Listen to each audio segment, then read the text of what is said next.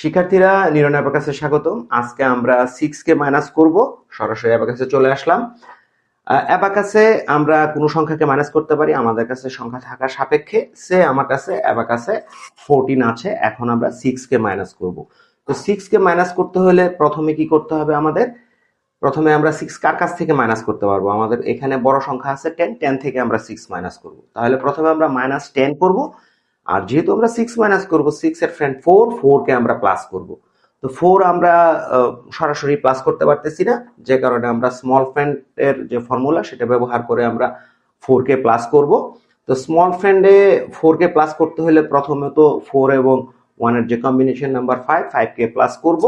আর যেহেতু আমরা 4 প্লাস করব, 4 এর ফ্রেন্ড 1 কে আমরা মাইনাস করব। তাহলে আমার কাছে রেজাল্ট আসবে 8। আমার কাছে ছিল কি 14, এখন 14 থেকে আমরা 6 কে মাইনাস করছি, তার কারণে রেজাল্ট আসছে আমাদের কাছে 8। আচ্ছা, আমরা বিষয়টা আবার দেখি। আমার কাছে 44 আছে। এখন আমরা 6 কে মাইনাস করব। তো 6 কে মাইনাস করতে হলে 6 এর বড় সংখ্যা কে আছে এখানে?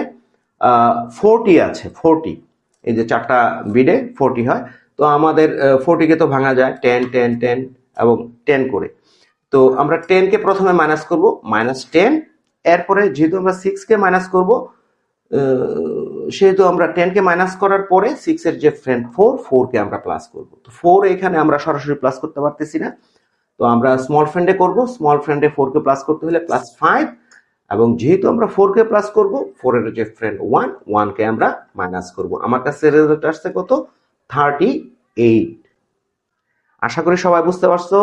আজকে এই পর্যন্তই। ধন্যবাদ।